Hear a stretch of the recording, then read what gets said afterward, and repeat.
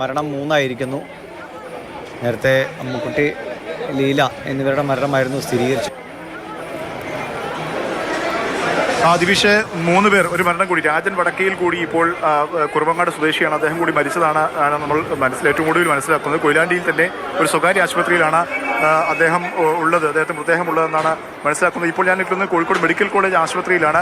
2 മൃതദേഹങ്ങൾ, നേരത്തെ മരിച്ച 2 സ്ത്രീകളുടെ മൃതദേഹങ്ങൾ ഇവിടെയുണ്ട്. ഒപ്പം തന്നെ 5 പേരെ, പരിക്കേറ്റ 5 പേരെ, ഇപ്പോൾ ഏറ്റവും ഒടുവിൽ ഒരു കുട്ടി ഉൾപ്പെടെയുള്ളവരെ ഇപ്പോൾ മെഡിക്കൽ കോളേജ് ആശുപത്രിയിലേക്ക് കൊണ്ടുവന്നിട്ടുണ്ട്. ഇവിടേക്ക് കൂടുതൽ സാരമായി പരിക്കേറ്റവരെ ഇങ്ങോട്ട് മാറ്റിക്കൊണ്ടിരിക്കുകയാണ്. ആ ദൃശ്യങ്ങളാണ് നമ്മൾ കാണുന്നത്. അതായത് കൊയിലാണ്ടി താലൂക്ക് ആശുപത്രിയിൽ ആളുകളുണ്ട്, പരിക്കേറ്റവരുണ്ട്. അവിടെ തന്നെയുള്ള മറ്റൊരു സ്വകാര്യ ആശുപത്രിയിലുണ്ട്.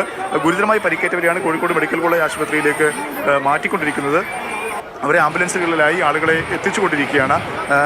കോഴിക്കോട് മെഡിക്കൽ കോളേജ് കാഷ്വാലിറ്റിയിലേക്ക് ആളുകളെ എത്തിച്ചുകൊണ്ടിരിക്കുകയാണ്. ദിവിഷ്, മരണം 3 എന്നതാണ് കോഴിക്കോട് കൊയിലാണ്ടി മണക്കുളങ്ങര ക്ഷേത്രത്തിലെ ഉത്സവത്തിനിടെ ഉണ്ടായ ആനയുടെ എലിൽ 2 ആനകൾ തമ്മിലാണ്. ഒരു ആന മറ്റൊരാനയെ കുത്തുന്നു, തുടർന്നുണ്ടായ സംഭവവികാസങ്ങളാണ്. കെട്ടിടം തകർന്നു വീഴുന്ന സ്ഥിതിയുണ്ടായി. അതിനിടയിൽ പെട്ടും ഒപ്പം ഭയചകിതരായി ഓടുമ്പോഴൊക്കെ വീണുമൊക്കെയാണ് ആളുകൾക്ക് പരിക്ക് പറ്റിയത്.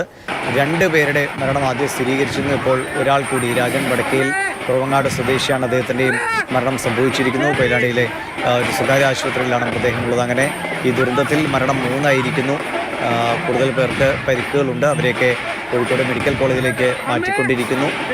എല്ലാവരും തന്നെ പരിക്കുപറ്റിയവരെല്ലാം തന്നെ ആശുപത്രികളിലേക്ക് എത്തിച്ചിട്ടുണ്ട്. ഇനിയും 1-2 പേരുടെ നിലയെങ്കിലും ഗുരുതരമാണ്. അവർക്ക് വേണ്ട അടിയന്തരമായ ചികിത്സകൾ വേഗത്തിൽ തന്നെ ലഭ്യമാക്കിക്കൊണ്ടിരിക്കുന്നു.